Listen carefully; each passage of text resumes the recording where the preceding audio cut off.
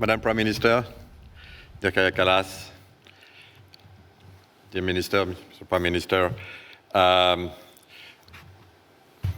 Prime Minister, I'm extremely happy to be here today to this digital summit for two reasons. The first one, of course, is that Estonia has been a frontrunner in the digital space for many years. With you, with your predecessors, it's true that when we speak about e-government, when we speak about digital solutions, you have been leading the race. And that's why I really needed to be here for this summit. I wanted also to be here to thank you, to thank Estonia, and to thank you personally for everything you did since the beginning of this terrible war. Estonia has been leading, I could tell you, the 27 member states to tell us that we needed to react, and to react immediately, and to react together.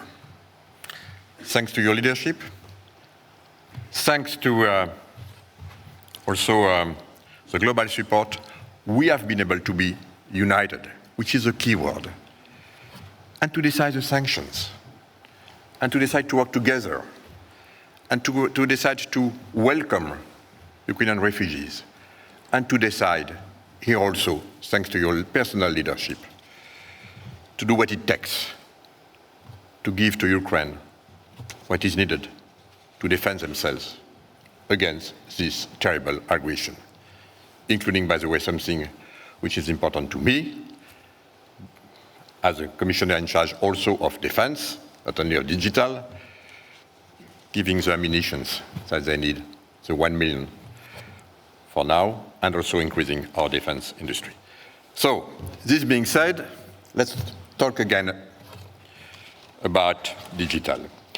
Because yes, it is absolutely true that in this world, digital is more important than ever. And it is true also to say that the technology race and the digital space has been used as let's say, a stress test to our society. And, I'm in charge of the single market, internal single market, but we had no digital single market. And when I joined the Commission 4 years ago, I started day one to try to unify our digital single market the same way we do for our physical single market. And in order to do this, we decided that the last regulation was the e-commerce directive. It was in 2000, almost one generation ago.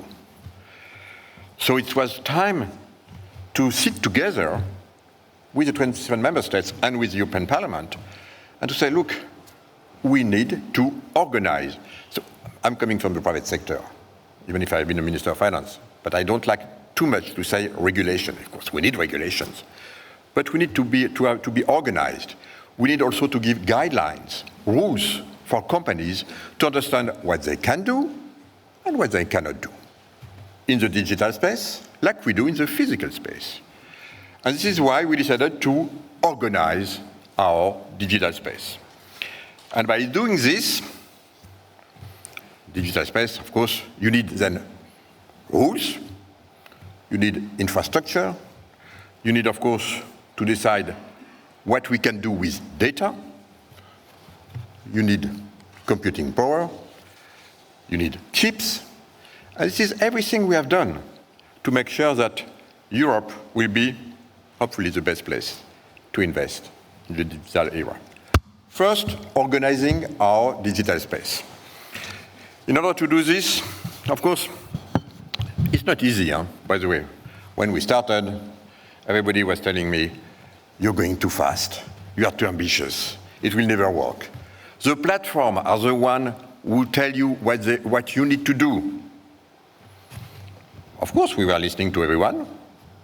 For every single regulation that we have put in place, Data Government Act, Data Act, Digital Services Act, Digital Market Act, now AI Act, we started with a very large consultation. We took time. We decided it was very important to listen to all our stakeholders in Europe and outside of Europe.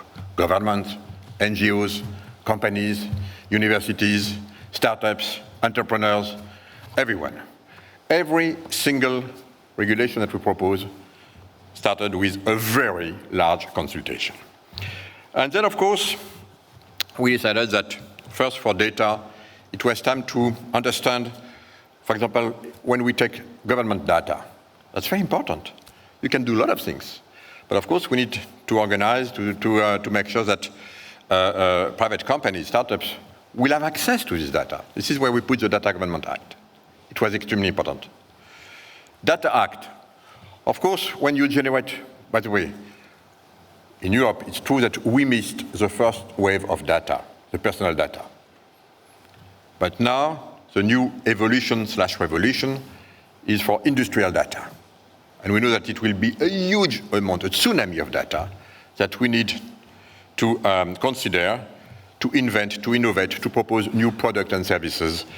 And we are in Europe, the place where we generated the biggest amount of industrial data. We just needed to organize, to say, look, when you are a car, for example, a connected car, some data belongs to the owner, to the driver, some data belongs to the car builder, some data could belong to the city or the road, and we just wanted to organize to make sure to give guidance, to make sure that everyone will be able to have access to this data to provide the new services. This is the Data Act. Then, a very important story. How to make sure that in the digital space, where our children spend so many time, and us too, by the way, how to make sure that the rules that we have put in place for the past 100 years in the physical world could work also in the digital world. Very complex subject. We worked extremely hard, and we put in place the DSA, Digital Services Act, where we saw that when you are very big platforms, above 45 million users in Europe on a monthly basis, I mean, you have obligations. You have to make sure that you can push also our rules that we put in place in the physical world into this digital space. And this is exactly what we did for the DSA. It is now enforceable for 19 platforms since August 25th. By the way, here again, it's not the Commission proposal. It is our democracy which voted that. The Commission proposed a text, then the Council, 27 member states, discussed, amend and vote. This is like our European Senate. Then the Parliament discuss, amend and vote. Then we merge the two texts together in trilogue, and then we find the final agreement, which is again done by our co-legislators. So it means that everything we have done in the digital space is based on our democratic willingness to do it. That's very important, because it has been the choice of our legislative bodies. Now, of course, thanks to the DSA, you will see, you can see it again, we're fighting pedopornography, harassment, any kind of bad behaviors, and you will see it's very easy now when you see these kind of things. The platforms have the obligation to correct immediately. We are, of course, will be able to investigate what happened in the algorithm to push this bad content. We'll be able also more to control a bit more disinformation, and we know, especially here, but not only what Russia is doing, for example, here, and especially in time of political time and voting like we are entering in. So that's done now. We do now the same thing for the DMA, Digital Market Act, just to be able to organize a little bit the gatekeepers and the gatekeeper positions. And by the way, I will announce tomorrow who are these gatekeepers, and then we'll have to follow, again, these regulations to make sure that we avoid any kind of tendencies to steal data from others and to provide more right for everyone to behave correctly, like in the physical space, in the digital space. We are working also, you mentioned it, Madame la Première Ministre, on AI, an AI Act. Here also, we started 4 years ago, large consultation. The position, it's a risk-based approach, very simple, not too aggressive, but just, of course, to make sure that everyone understands that, again, Europe is a total open continent, but we just have our rules, and to make sure that everyone understands these rules based on the risk-based approach. For example, we will not authorize social scoring in the AI, but of course, we want to make sure that also when you use a generative AI or foundation AI, we understand what is the origin of what we do. Of course, in certain applications like health, we want to make sure that we understand what have been the data sets to make sure of the quality of artificial intelligence. So it's not too aggressive, it is risk-based, but also it gives here some guidelines to make sure that everyone will be able to come to invest in Europe, to develop their new proposals based on this regulation. I'm coming also from the private sector. I could tell you that it's very important to have guidelines, just to know what you can do and what you cannot do. The last point, of course, in this data space, digital space, is cybersecurity. You mentioned it. It is absolutely mandatory. It is critical. With IoT now, every single product is a point of entry, vulnerability for cybersecurity. So we need, on one hand, to organize, again, the penetration of the single market, based also on the fact that we need to make sure that the products are compliant with our cyber rules and security. And the second level is that we believe that it's extremely important to start to have a global European, we call it cyber shield, with SOCs, Security Operations Center, which will allow us to detect with a good algorithm and computing power, vulnerability and attack on a very early stage. We are working also with a cyber reserve made from civilians' capacity to make sure that we'll be able to mobilize what is needed. So, in a nutshell, with all these new, let's say, rules, we believe that now we have finally, by the way, that's the same for every single country. So now, if you're in Estonia, if you're in France, if you're in Germany, same rules, same applications. This is now a true global digital European market, which is extremely important for our company to invest, for our startups. They will be able to benefit from immediately from day one of 450 million times 2 ice ball, which is important in the digital space, but it's true also for non-European companies to come, to invest here, to propose services. They know what they can do, they know what they cannot do, it's clear, and we welcome everyone as long as they follow these rules. The second thing I wanted to mention very quickly, that of course in terms of infrastructure, we did a lot of things to make sure that we will be able to provide what is necessary to have a strong, solid and resilient and innovative digital space. When I speak of infrastructure, it is of course telecom infrastructure. By the way, here also, we need to review our infrastructure. The last regulation was in 2000 also, and I'm working now on the new Telecom Act, because of course, the networks that we are using today are nothing to do with what we were using in 2000. At that time, it was mainly copper. Now, of course, no more copper. It's fiber, it's satellites, it's edge computing in the networks. It is something totally new, so we need to make sure that we have the right infrastructure in Europe to support the digital market. And this is where we are working now to also follow our digital decade. We have a digital ambition by 2030 in terms of gigabit per household and connectivity, secure connectivity also.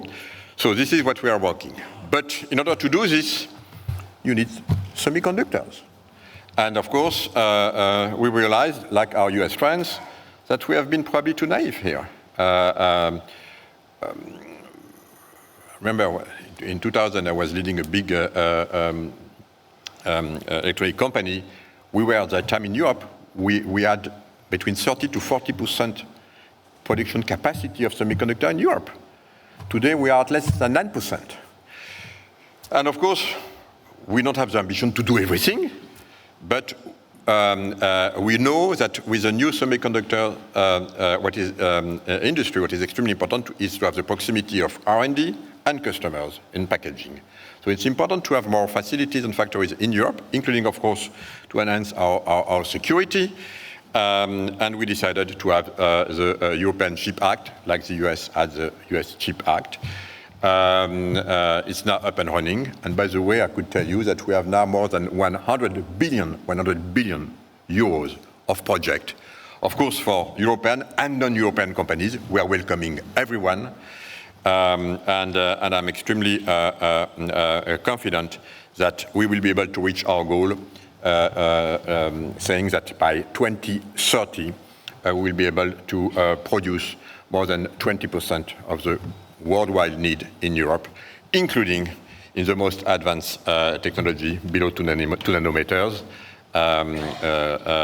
which is important for FinFET technologies, but also less energy consuming for FD-SOI technologies. And this was, of course, extremely important. We need also supercomputer, HPCs.